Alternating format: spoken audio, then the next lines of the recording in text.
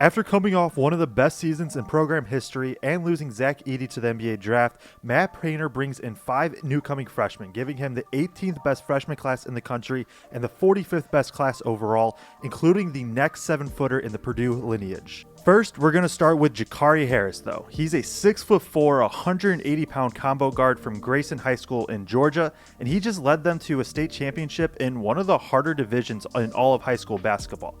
He averaged 15.5 points and 2.3 assists during his AAU stint with the Atlanta Celtics. The thing that stands out the most about Jakari Harris and why I think he could impact Purdue from day one is he does all of the little things. And it isn't that common to see it, especially from these kind of high recruits, that he boxes out all the times. He makes the correct rotations defensively. He tags guys on the roll. Offensively, he doesn't need the ball in his hands always. He's willing to pass it ahead. Even if it doesn't lead to a bucket for him or an assist, he's willing just to make the right play. Now, in addition to that, he's also a very skilled player. He gets downhill a ton with good athleticism, which allows him to finish at the rim. And I think I buy him as a point guard. And this next year, I think he could be the backup point guard for Purdue. He has good facilitating. He isn't maybe going to be Braden's level in terms of creating stuff for others, but he makes the right plays. He gets guys open and just moves the ball well. Defensively, he's also really good. He moves really well, has good point of attack defense that I think should translate. Now, the jumper, I think, has been up and down from what I've seen. I think in the long term, it does come and it will work in the college, but it may take a second to get there. So as we take a look at one of the clips from Jakari Harris, I think this kind of play right here is a good example of what his facilitating is. So high pick and roll right here, you're going to see this defense switch. And so now you have a little bit of a smaller guard on their big, and their big had already been having a pretty good game this time. So instead of Jakari Harris trying to force anything or just do anything like that, he's just going to let his big push his man down and seal. And so now he knows that the mismatch is there. He knows that there's the smaller guy down there. So he's just going to lob it up to him and let him get the bucket. Another pick and roll clip right here. So Jakari Harris is going to be at the top. High pick and roll right here. Comes off the screen. And so now as you see, he comes off the screen, right? He's going to, again, this is going to be another switch from the defense. And you can see the open space, right, in the paints. Really, there's no defenders near the rim in the paint exactly, kind of hugging the perimeter players. And so Harris, what he's so good at is just finding that opening. And so he's just going to get his way downhill.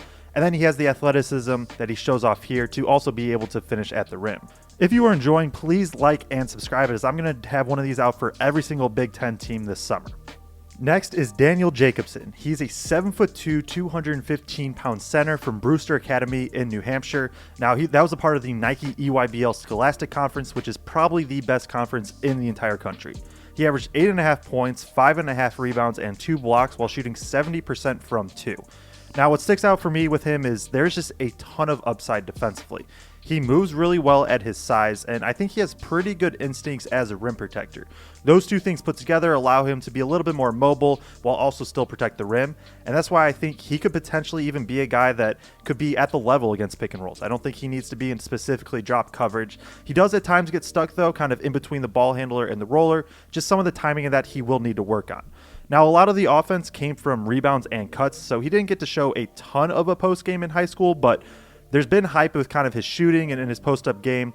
I think the shooting especially is probably going to take a bit of time to become fully realized. He was only 2 of 9 from 3 last season.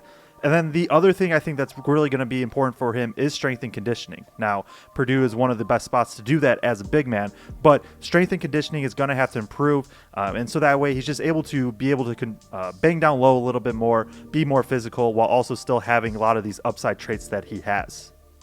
Now let's take a look at one of the clips from him defensively.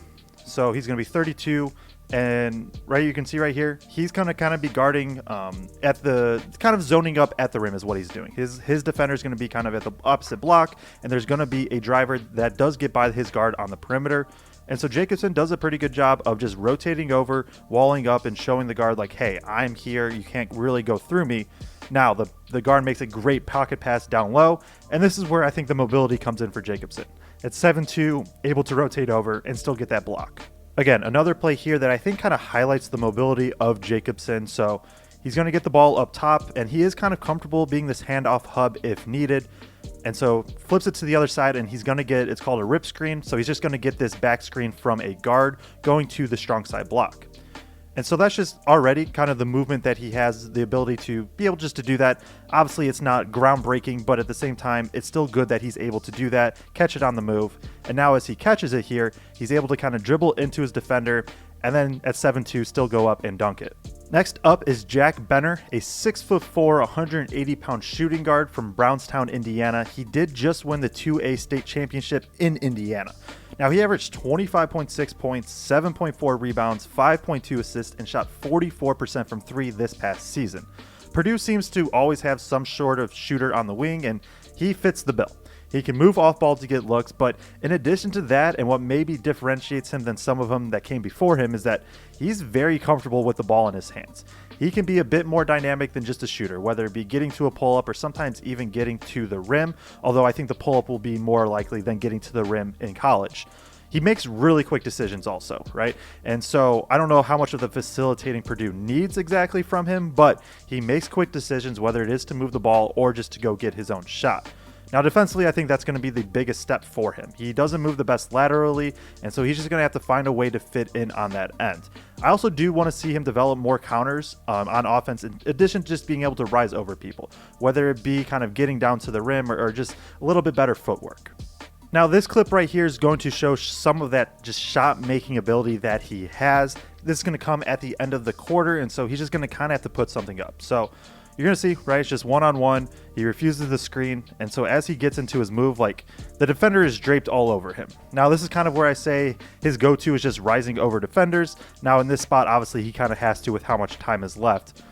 The defense can't do much better than this, and at the end of the day, it just didn't matter because Benner just has that shot-making ability to him. So on this play right here, he's going to start in this left corner that's kind of off-screen that you can't see, but he'll show up in just a second. So he's going to be getting this pin-down screen right here, and as he curls it, I just like how quickly he goes. He catches, okay, sees where the defense is at, gonna pump fake, and then just start getting downhill. And so there isn't much hesitation in terms of what does he need to do. He has a really good feel for the game, a really good understanding of where everybody's at, and so now he's able to use that to his advantage, get the step, and get downhill.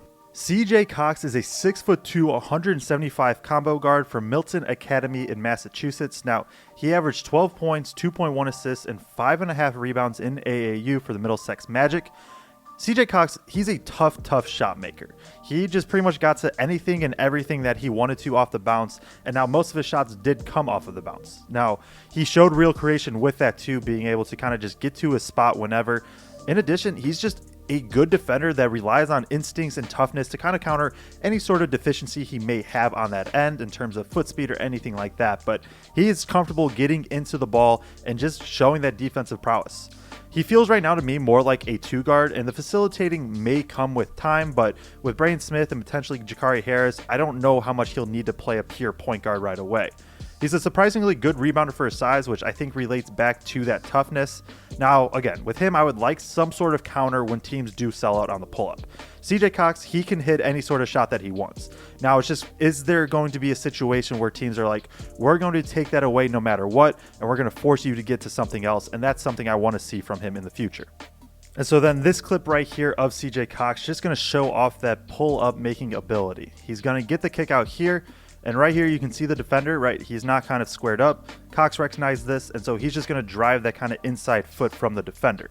And so as he does this, he's then able to get downhill, and this still isn't like an easy shot by any means, but he gets to his spot and is able to rise up, and he just has really good touch, I think, in the mid-range area that probably can translate pretty quickly. This clip is going to show off some of the defense and why I think he could be a very good point of attack defender in the future. So he's guarding the ball right here at the top, and the opposing team is going to set a double ball screen at the top. Now, this first screen is kind of a slip, right? Kind of a ghost screen, so there isn't a ton of contact.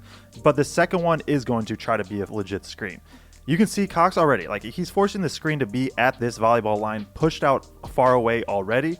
And then he's kind of able, he does get clipped a little bit, but he does not die on the screen at all. He's kind of able to recover. A little bit help from the defense from his teammate, but also he's just able to get back in front, and now he forces a pass and a kick out. Raleigh Burgess is a 6'10", 225-pound center from Sycamore, Ohio. He averaged 15.3 points, 9.9 rebounds, and 3.2 blocks a game this past season. Now, he kind of just has really good touch around the rim, and I would say across the board, he's just solid in pretty much every category that you want. I think the rebounding might just be his best trait translating right away, but in addition to that good touch around the rim, he can work in the post and he can kind of be that go-to guy at times. At least he was in high school. Maybe it takes a bit for that to come in college. He also showed some comfort putting the ball on the ground. Now, this may be just because he was 6'10" and he was better than most players that he was going up against in high school, but I will be monitoring that as it goes into college. Now, there wasn't a crazy high volume of three, but I do think he could be a solid shooter eventually in his career. There just feels like a guy with a ton of upside in most aspects of the game, especially on the defensive end as well. But I do think that he needs to work on his body more than anything. He feels like a tweener a little bit to me, between a 4 and a 5, and I think it could be a little bit awkward defensively at first, and a redshirt year could be huge for him.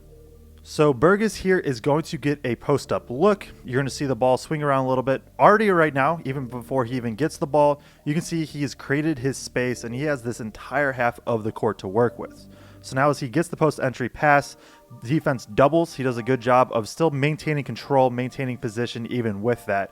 And so now as he kind of splits it, he's able to get one dribble and then get to that hook. And that's where he shows off some of the just really good touch that he has around the rim. I really do think rebounding might be his best trait already, and this play kind of shows why. So as this first shot goes up, you're going to see him right here. He's already just going to cut to the rim. And so as his defender is watching the ball, he's going to cut back and get himself in position. He creates all of this space. Now, he doesn't actually get this offensive rebound, this first one, but he creates all of this space for the teammate to get it. Teammate goes back up, misses, and again, now you're going to see right here, as the shot's going up, he's going to already be in position again, grabs the ball, and now just gets a crazy kind of and one to go with the putback. Click here to see how Zach Edey developed on the court throughout his dominant career.